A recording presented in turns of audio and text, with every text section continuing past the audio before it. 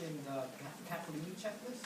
So what I strongly encourage schools to use is to look at the running record and also to use Capellini's checklist, because what it does, it infuses the language aspect. Okay.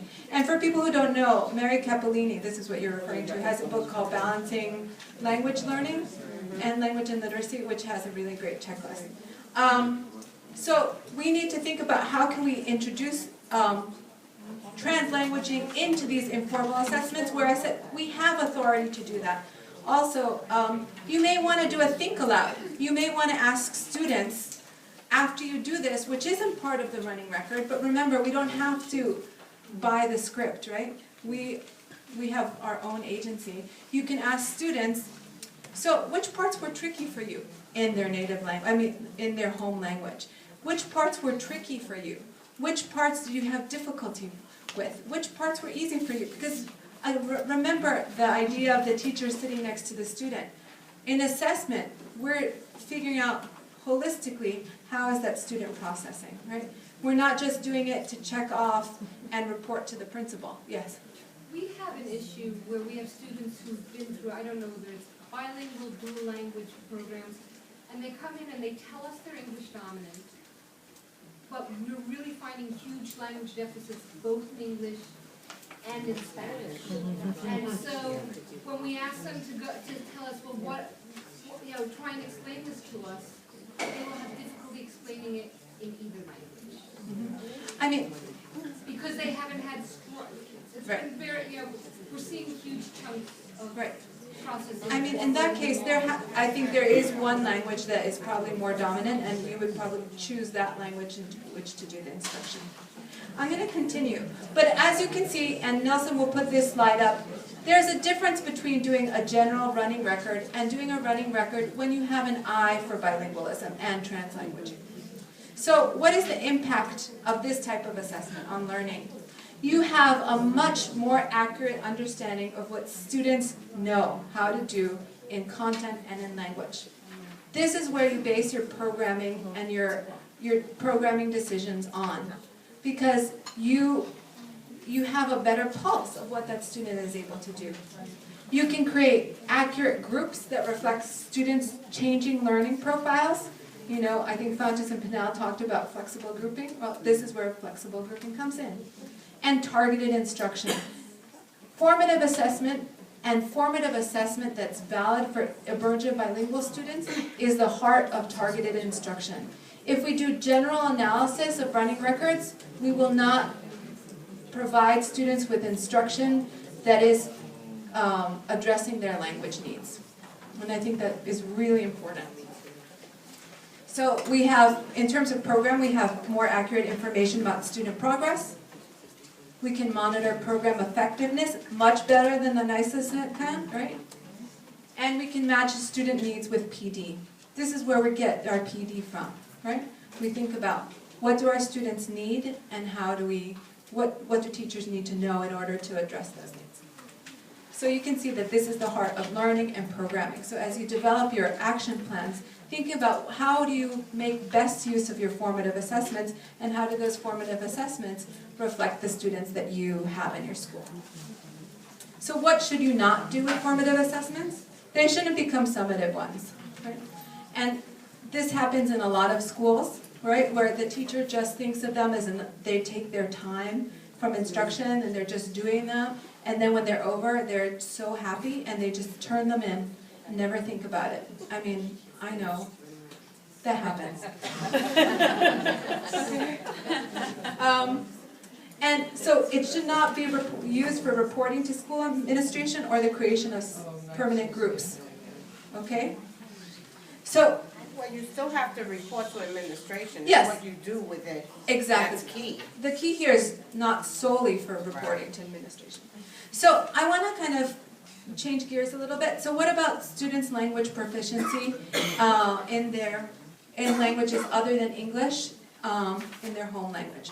So, and I think I have most expertise in Spanish and English, but I've been to many schools where there are lots of low incidence languages. It's really important to understand what students can do in their home language. So and even though it's a challenge, because it's hard getting those materials, it's important to understand a student's entire bilingualism. So I want to show you a website. If people are not aware, the Center for Applied Linguistics has a tremendous amount of resources. And this website,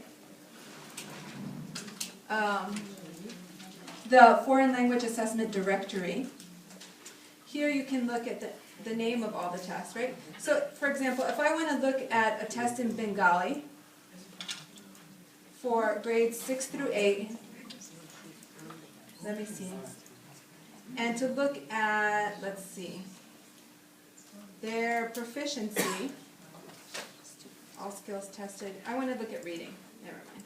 So, I search, and it gives me the name of a test. I'm not very familiar with this test. I just wrote to them and asked them if I could know more about it. But these are resources that I think are important to investigate and develop a pool of knowledge of how good these resources are. Okay? So, yes? Is it cal.org? It's cal.org. And you will have all my slides, so you can go straight to this as well.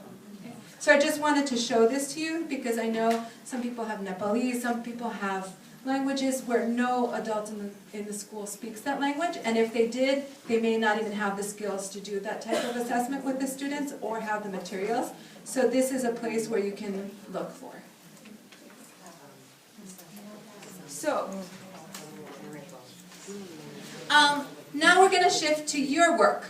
So you guys are the advocates and the authors of how the assessment menu looks in your school. So what are some things that you may want to know about your emergent bilingual students? I created a list here. Academic progress in a given domain, and by domain I mean science, reading, math, social studies.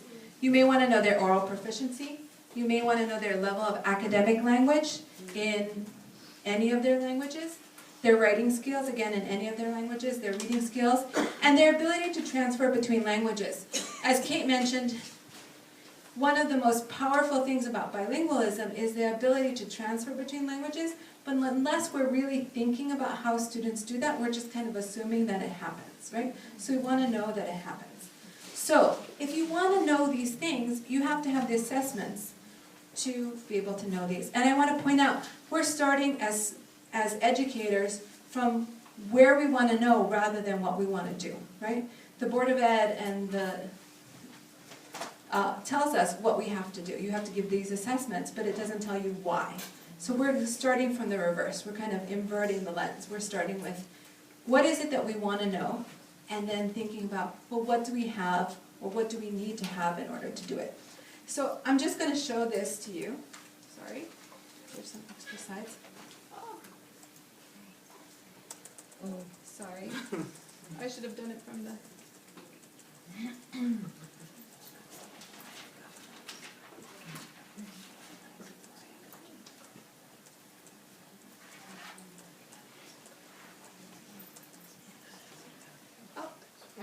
Here it is. Okay, so this is not something that we're going to work on right now, but something that could help you as you develop your action plan. So, what is it that you want to know about your emergent bilingual students? What assessment data do you currently have? Or what data do you need in order to do it? And then, do you use it effectively or not? And some next steps.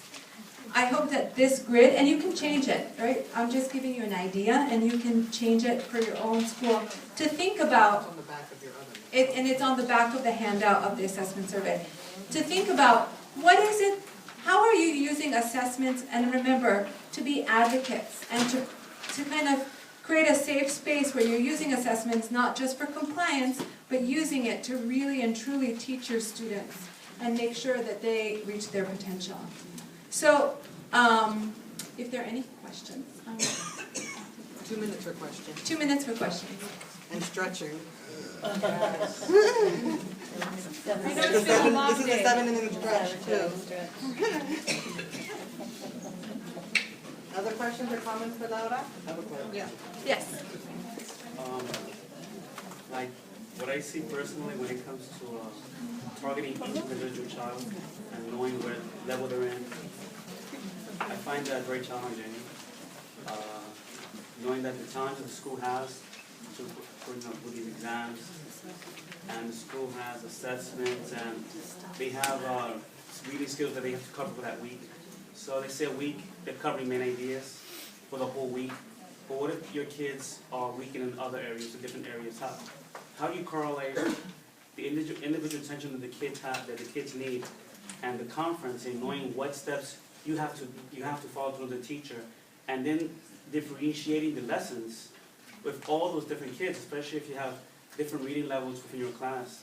You could have kids in level A to kids in level K to level R in a bilingual class setting. So how do you correlate? How is that done? That's, and then bilingual teachers don't have any paras, they don't have any assistants, and so plus all the demands of the administration on bulletin boards, classroom, this, that, 100 different things. So how do you correlate all that? And you have 30 kids in the classroom. If we had 12 kids in the classroom, if you had 15, you could give that attention. You could really.